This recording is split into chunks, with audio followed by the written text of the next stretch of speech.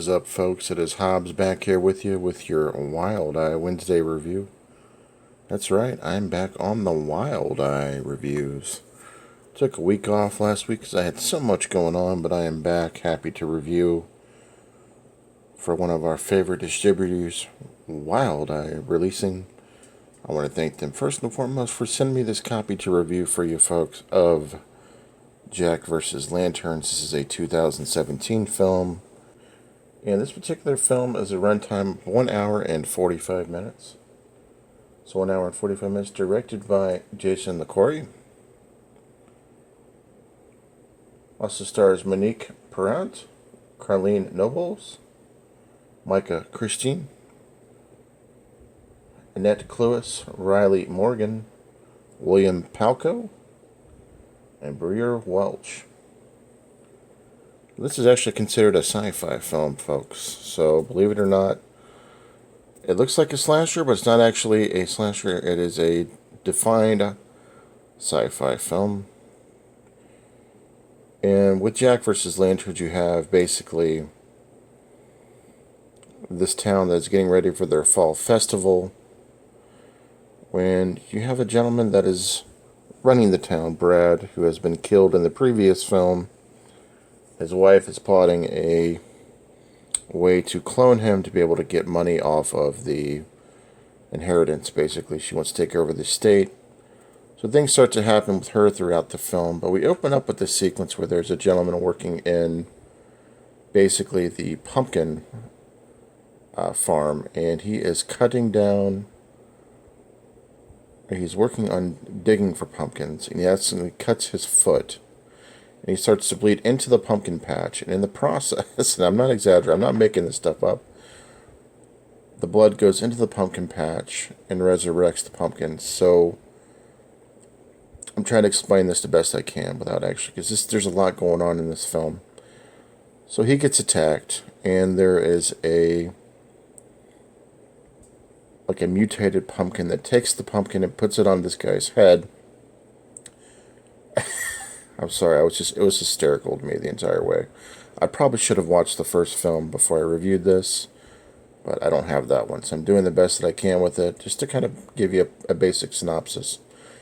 So, when these mutated pumpkins, and then in human form, they put the pumpkin on people's heads, they end up turning into like a zombie pumpkins, like zombie pumpkin killers, right? So walking around with essentially pumpkins on their head but killing people, and they're really effed up looking pumpkins. They're not like your regular shaped pumpkins. They kind of look like beanbag pumpkins like you would get like a secondhand store, like an older style of pumpkin.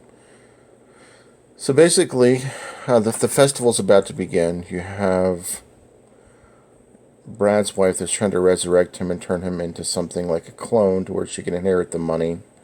You have the festival going on in the background, and now you have these pumpkin mutated people that are attacking the townspeople to try to take over and also use their bodies to kind of use them as kind of like a contagion to attach to them and make them killer pumpkin people as well.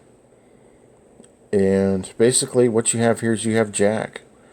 He is the hero in the film. He has to try to fight these pumpkins off one by one, along with some help from some local ladies. They have to fend off these pumpkin people, mutated pumpkin people. Let's just call them that, the mutated pumpkin people. And that is the simple plot summary of the film. And now time to get into my thoughts. Now, yes, I have definitely heard many, many reviews about the green screen effect in the film. You know, I personally know for a fact that this film did not take itself too seriously, because I was laughing through majority of the film, but some parts of it, you know, the green screen was a little much, but it had to be there for certain parts, in my opinion.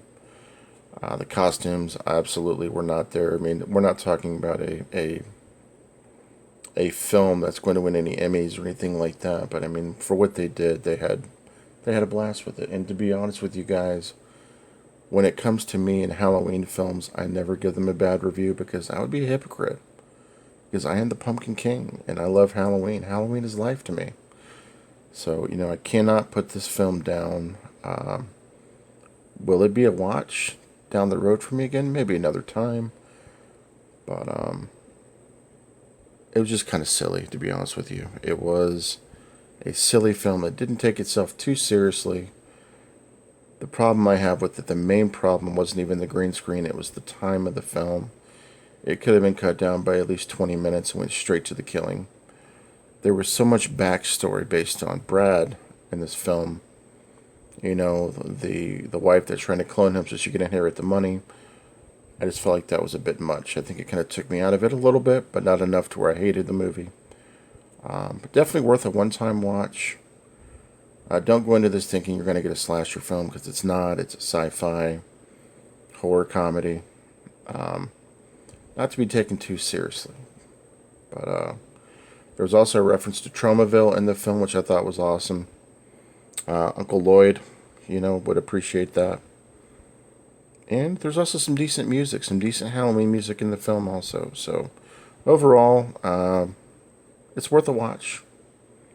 So anyways, guys, catch up with you later. Special thanks to Wild Eye Releasing for sending me this copy to review. You've got the right guy with that Wild Eye. Catch up with you guys later. This is Hobbs. Peace.